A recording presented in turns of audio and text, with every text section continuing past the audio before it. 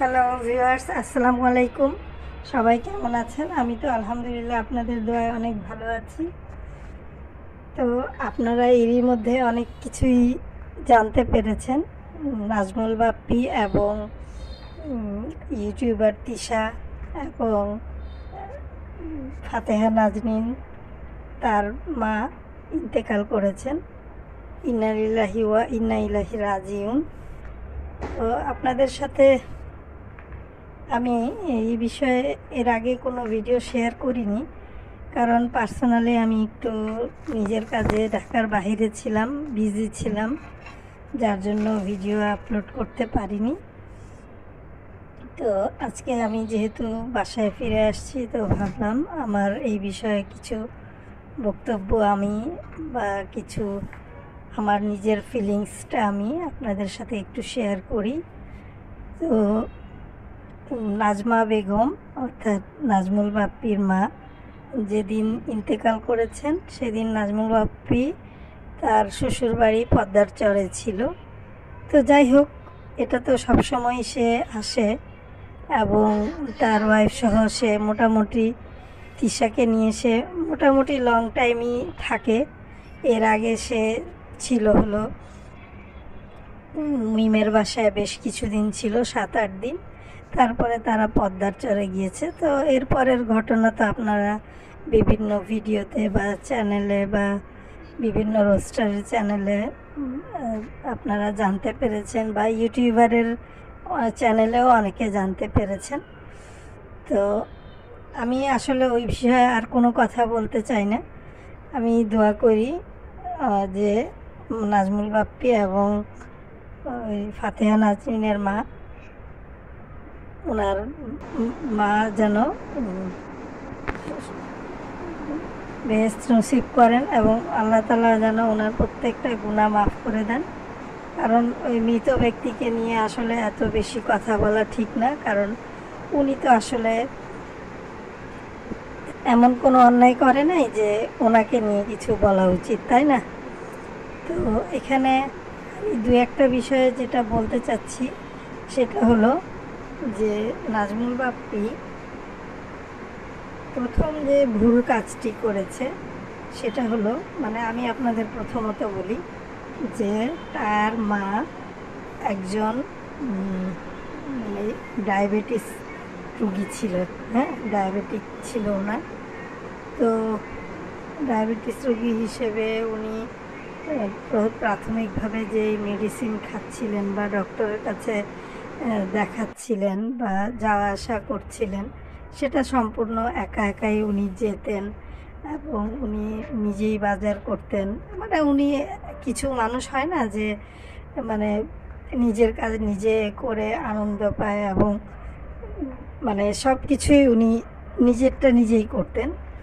তো এরকম চলতে চলতে এক সময় দেখা গেল কি, ওনার ফার্স্ট যখন বুকে ব্যথা হলো, তখন মেবি আমার যতটুকু একটু মনে আছে যে উনি ফার্স্টে তানজিলাকে নিয়ে গিয়েছিলেন, এরপরে হয়তো নিজেই গিয়ে ডক্টর দেখিয়ে ওষুধ খেতেন। কিন্তু আসলে কি, মানে এখানে যেটা উচিত ছিল আর কি, সেটা বলি। উচিত ছিল কি, ওনার ছেলে নাজমুল বাপ্পি, হ্যাঁ, এবং তিশা, সেও তো কম স্মার্ট না। কাপড় চোপড় কেনার জন্য তো সে মোটামুটি ভালোই এক্সপার্ট, মার্কেটে ঘুরতেটা যাইতে পারে, ছেলে মেয়েকেও সেও ডাক্তারের কাছে নিয়ে যায়। তাদের দুইজনেরই পক্ষ থেকে, আমি অন্যের মেয়েকে আসলে অত কিছু বলতে চাচ্ছি না, আমি তার ছেলেকেই বলতে চাচ্ছি যে উনি এক জায়গায় ভুল করেছেন। ওনার উচিত ছিল তার মাকে নিজে ডক্টরের কাছে নিয়ে গিয়ে একটা হার্ট স্পেশালিস্ট দেখানো, অথবা ঢাকায় নিয়ে এসে হার্ট ফাউন্ডেশন হসপিটালে পুরো হার্টের একটা চেক আপ বা পুরো একটা বডির থরো চেক আপ, কিডনি থেকে হার্ট, লিভার, প্রত্যেকটা জিনিসের একটা চেক আপ করে বা তারপরে যাওয়া। মানে পরপর 2বার যখন উনি অসুস্থ হয়েছেন, ওনাকে নিয়ে আসা উচিত ছিল, ঢাকায় নিয়ে এসে ভালো একটা ট্রিটমেন্ট দেওয়া উচিত ছিল। হ্যাঁ, এখন অনেকেই হয়তো এটা বলতে পারে যে ওনার হায়াত শেষ, উনি বাঁচবে না, বা এতদিনই ওনার হায়াত ছিল। তো এই জন্য এইভাবে গেছে, এটা ঠিক আছে, এটা আমিও বিশ্বাস করি। কিন্তু প্রাথমিকভাবে ওনার যে চিকিৎসা চলছিল সেটা ছিল সম্পূর্ণ রং। এটা গেল।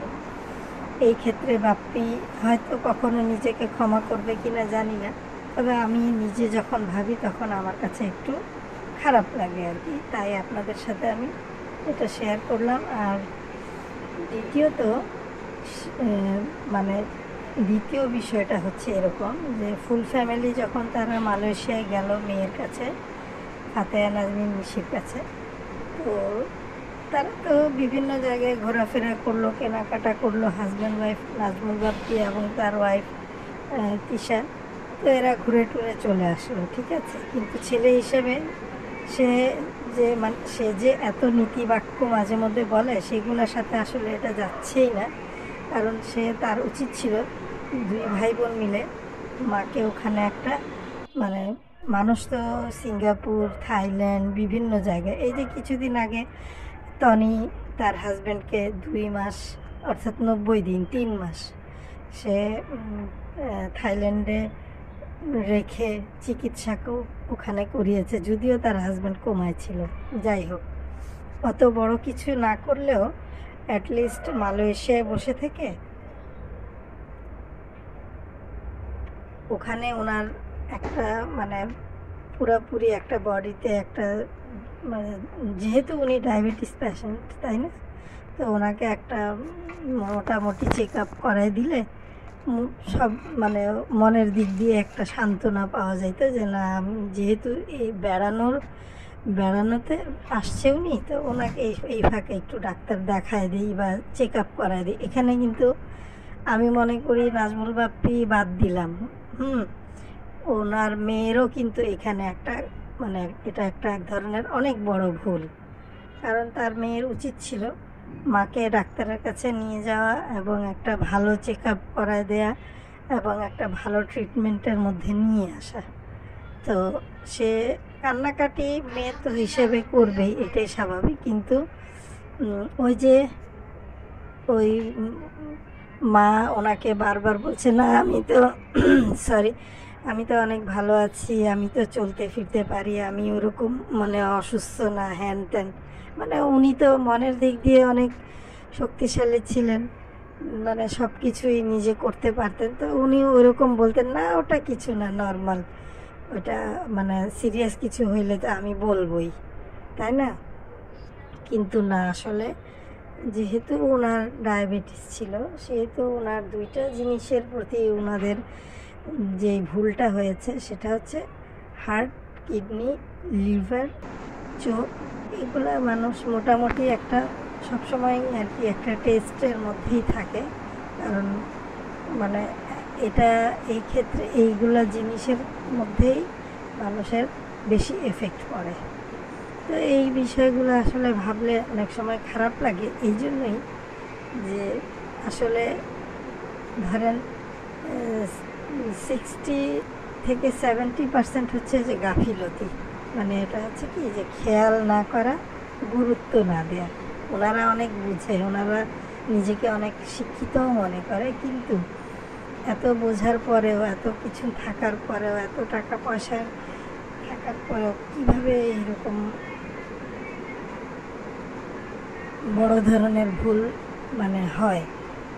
আচ্ছা, এটা গেল, ঠিক আছে, একটা মুসলিম হিসেবে আমরাও এটা মেনে নিচ্ছি যে হায়াত এই পর্যন্তই ছিল, উনি এই পর্যন্তই বাঁচার কথা, এরপরে হয়তো আর ওনার মানে হায়াত ছিল না, তাই উনি দুনিয়া ছেড়ে চলে গেছে। ঠিক আছে, এটা তো আমিও বিশ্বাস করলাম। কিন্তু কিছু কিছু জিনিস আসলে কি মানে দেখা যায় কি মানুষ অনেক কিছু বিশ্বাস করে, কিন্তু তারপরেও একটা মনের আর কি সান্ত্বনার জন্য যে না, আমরা আমার মাকে নিয়ে অনেক চেষ্টা করছি, আমার মায়ের অনেক সেবা করেছি, এই আর কি, এগুলো আর কি মানে একটা মন সারা জীবনের জন্য মনটা অস্থিরতায় কাটবে আর কি। তো ওখানে যেদিন নাজমুল বাপ্পি যেদিন তার ওয়াইফকে নিয়ে ঢাকা শহরে আসলো। লাস্ট ভিডিওতে দেখলাম যে ওনার মা সব কিছু গোছায় দিচ্ছে, নাতিকে তাবিয়াকে আদর করছে। উনি সেদিনও কিন্তু ভালো, উনি যে বিছানায় পড়েছিলেন এমনটা না। তো তার উচিত ছিল কি, কারণ উপরতলায় তালা চাবি মেরে মার হাতে চাবি দিয়ে দিল যে মা বাসা খেয়াল রাখো। আরে উনি তো একটা বয়স্ক মহিলা, তাছাড়া ওনার যে প্রবলেমগুলো আছে ওগুলোর তো কোনো ঠিক ঠিকানা নাই। আর আশেপাশের প্রতিবেশী ওইটা আসবে নিয়ে যাবে, এটা টাইমের ব্যাপার। তিশার উচিত ছিল এবং সর্বপ্রথম বাপ্পির উচিত ছিল, এত উনি যখন নিজেকে বুদ্ধিমান মনে করে বা নীতিবাক্য, যেখানে বেশিরভাগ উনি নীতিবাক্য, তো ওনার উচিত ছিল ওনার মেয়ে, যেটা তিশার আগের ঘরের মেয়ে তানজিলা, তাকে এবং তার হাজব্যান্ডকে যে তোমরা কিছু দিনের জন্য মার সাথে থাকো, তোমার রেস্টও হইল, রিল্যাক্স হইল, দুইজন গল্প গুজব করলা, আর আমরা ঘুরে আসি।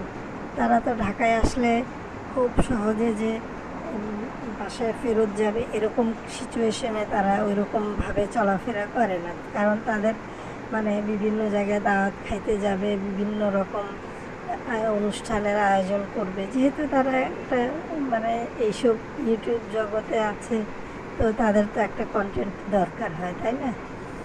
তো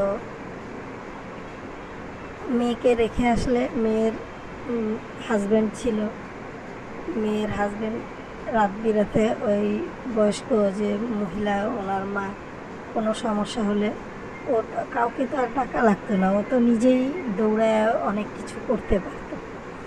তো উনি মেয়েকে এটা ইচ্ছা করলে কিন্তু তিশা এবং বাপ্পি নিজের মেয়েকে কিন্তু তার নিজেদের বাসায় রেখে আসলে ভালো হইতো তাদের জন্য। কিন্তু তারা আসলে কি, ওই যে তিশা ঢাকায় আসার আগে মেয়ের বাসায় 2 দিন বেড়ায় আসলো, 3-4 দিন, আর তারপর আসার একদিন পরেই ঢাকায় চলে আসলো। আসলে কি কিছু কিছু কথা কি মানে না বললেই হয় না। কেমন সেটা জানেন? সেটা হচ্ছে যে, যেমন মনে করেন যে ওই তিশার যে আচার আচরণ বা স্বভাব, এইসব কিছু উনি খুব সম্ভবত ওনার পছন্দ ছিল না, এই জন্য উনি একটু ডিস্টেন্স মেনটেন করতেন। খুব সম্ভবত উনি মালয়েশিয়া থেকে ঘুরে আসার পর উনি আলাদা খাওয়া দাওয়া উনি আলাদা করতেন। তো সব কিছু মিলাই দেখা যায় কি, এক হিসেবে আমি মনে করি যে এটা এক ধরনের ওনার প্রতি অবহেলাই হয়েছে। এখন কথা হলো কি, এগুলা বলে তো আসলে কোনো লাভ নাই। যাদেরকে বলা হবে তারা হয়তো দেখা যাবে যে হয়তো মন খারাপ করবে। আসলে এই মুহূর্তে তো মানুষকে মন খারাপের কথা না বলে সান্ত্বনা দেওয়ার কথা, তাই না? কিন্তু আমরা যারা এই ইউটিউব জগতে চলাফেরা করি বা আছি, তাদের প্রত্যেকেরই উচিত এমন কোনো কথা না বলা যে তাদের মনে কষ্ট লাগে। তবে আমি মনে করি যে ফাতেহা নাজনীন কিন্তু ইচ্ছে করলে তার মার জন্য দেশে আসতে পারতো। কীরকম মানে মাকে দেখতে পারতো আর কি এসে। আজকালকার যুগের বেশিরভাগ ফ্যামিলির বাসার ছেলে মেয়ে দেখবেন দেশের বাহিরে থাকে। তাদের ফ্যামিলিতে যদি কারো এরকম কিছু হয়, তাহলে দেখা যায় কি যে তার সব কিছু রেডি কমপ্লিট করে তারপরে তার ডেড বডিটা ফ্রিজিং করে 1 দিন বা 2 দিন, এমনও হয় 3 দিন এরকম রেখে দেয়। কারণ মানুষ তো একবার চলে গেলে সে তো আর দেখতে পাবে না, তাই না? এরপরে হয়তো আসবে তার মেয়ে, কিন্তু মাকে তো আর দেখতে পাবে না। তো এই ব্যাপারেও একটা এই ডিসিশানটা আমি মনে করি নেওয়া উচিত ছিল আর কি। বাকিটা ওনাদের ব্যাপার। আর আমার ছোট্ট একটা হাম্বল রিকোয়েস্ট ছিল ইয়ার কাছে, নাজমুল বাপ্পি এবং তিশার কাছে, আল্লাহর ওয়াস্তে আপনাদের দুইজনের কাছে আমার একটা অনুরোধ, আপনারা কেউ আর ইউটিউবে ভিডিও করবেন না। আর যেই পরিমাণ আপনাদের মানুষ মানে আমরাই ধরেন আমরাই বললাম তো আপনারা কেন শুনবেন? বাবা মাকে কেন এই ধরনের নোংরা কথার মধ্যে টেনে নিয়ে আসবেন? আপনাদের পর্যন্ত গালাগালি বকাবকি বা ঠিক ছিল। তো ঠিক আছে ভিউয়ার্স, আজকে এই পর্যন্ত। আল্লাহ হাফেজ।